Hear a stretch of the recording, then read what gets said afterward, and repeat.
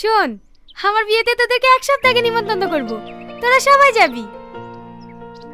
এখনো তো তোর আশীর্বাদই হলো না, অগ্রিম ইনভাইট করছিস কেন? আরে না, পরশুদিন আমার আশীর্বাদ, ওই দিনই বিয়ের ডেট কনফার্ম হয়ে যাবে। ওরে বাবা রে, বিদ্যুৎ চমকালে কোন দিকে? এই বজ্রপাত যে বাড়িতে পড়বে সে বাড়ি পুরি সাগর হয়ে যাবে।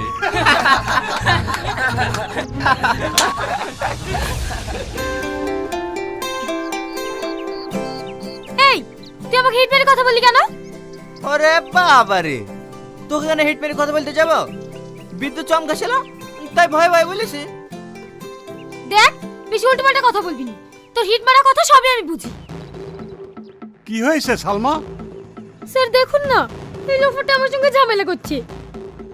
এই আমাকে লোফার বলবি নি, তোর সঙ্গে আমি কোনো লোফারগিরি করিনি। আহ, তোমরা চুপ করো তো। তোমাদের দুজনের মধ্যে এত ঝামেলা হয় কেন? তোমরা কলেজে এসে আর সবার মতো ফ্রেন্ড হয়ে থাকতে পারো না? কি বললেন? এর মতো ছেলেকে আমি ফ্রেন্ড বানাবো? ইম্পসিবল। আর তুই কি করে ভাবলি তোকে আমি ফ্রেন্ড বানাবো? তোর মতন ফ্রেন্ড না আমার পায়ের নিচে 100টা গড়ে বেড়ায়। এই তুই কি বললি? আরে ও কিচ্ছু বলেনি, ক্লাসে টাইম হয়ে যাচ্ছে, চলো।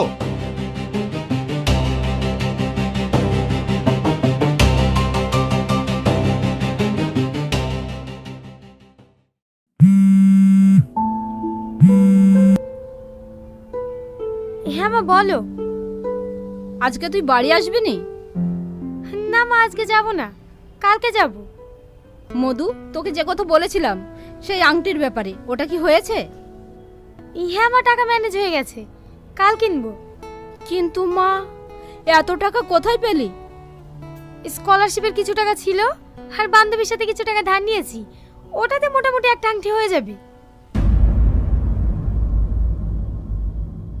আচ্ছা মা, তোমাকে একটু পরে ফোন করছি। হেই মা, তুই কাছে কেন? তোর কি হয়েছে? ওই যে টনি নাই, ও তোর নামে আবল তাবল কথা বলছিল, আমি কথা ধরতেই ও আমাকে সবার সামনে অপমান করলো। দিনের দিন দেখছি ওর সাহস বেড়েই যাচ্ছে। কাল আমি বাড়ি যাই, তারপরে এসে ওকে এমন শিক্ষা দেবো না, আমার বিষয়ে কথা বলার সাহসই পাবে না। তুই মন খারাপ করিস না, চল খেয়ে নেই গা।